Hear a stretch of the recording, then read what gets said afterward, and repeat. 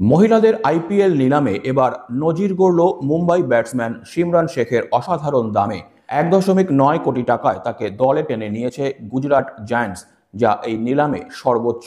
সিমরনের জন্য গুজরাট জায়ান্টস এবং দিল্লি ক্যাপিটালসের মধ্যে চূড়ান্ত দর কষাকষি হয়।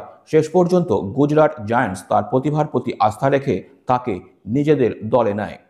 22 বছরের সিমরন এর আগে 2023 সালে ইউপি ওয়ারিয়ার্সের দলের হয়ে খেলেছেন, যদিও সেই মরশুমে তার পারফরম্যান্স আশানুরূপ ছিল না।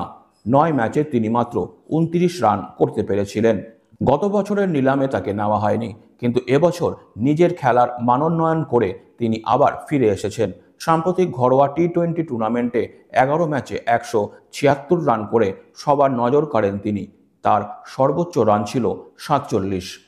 নিলামের পরে সিমরন বলেন, আমি ভাবতেও পারিনি এত বড় দর উঠবে। যখন 1 কোটি ছাড়িয়ে গেল তখনও বিশ্বাস হচ্ছিল না। আমার চেষ্টা থাকবে দলকে 200% দিয়ে এর প্রতিদান দেওয়ার। গুজরাট জায়ান্টস এবারের নিলামে সবচেয়ে বড় চমক দিয়েছে। সিমরন ছাড়াও তারা 1.7 কোটি টাকায় ওয়েস্ট ইন্ডিজ অলরাউন্ডার দিয়ান্দা ডটিনকে দলে নিয়েছে। সিমরন এবং ডটিন দুজনেই গুজরাটের দুর্বল ব্যাটিং এবং অলরাউন্ড পারফরম্যান্সকে শক্তিশালী করতে গুরুত্বপূর্ণ ভূমিকা নিতে চলেছেন। গুজরাট জায়ান্টস নিলামের জন্য হাতে 4.4 কোটি টাকা নিয়ে এসেছিল। এর মধ্যে সিমরনের জন্য তারা 1.9 কোটি এবং ডটিনের জন্য 1.7 কোটি টাকা খরচ করে। এই দুটি বড় চুক্তি সত্ত্বেও তারা এখনও বেশ কিছু অর্থ সঞ্চয়ে রাখতে পেরেছে। সিমরনের এই সাফল্য মহিলা ক্রিকেটে নতুন দিগন্ত খুলে দিয়েছে। 2023 সালের ব্যর্থতার পরেও সিমরন তার সাম্প্রতিক পারফরম্যান্স দিয়ে প্রমাণ করেছেন, সুযোগ পেলে তিনি নিজেকে অন্য উচ্চতায় নিয়ে যেতে পারেন। গুজরাট জায়ান্টসের জন্য তিনি হতে পারেন এক গুরুত্বপূর্ণ অস্ত্র।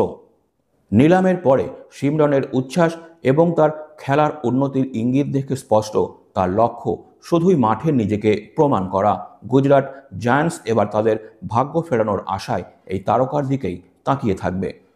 সিমরন শেখের নিলামের এই বিশাল দামে মহিলাদের প্রিমিয়ার লিগে তার গুরুত্ব এবং ভবিষ্যৎ সম্ভাবনা স্পষ্ট।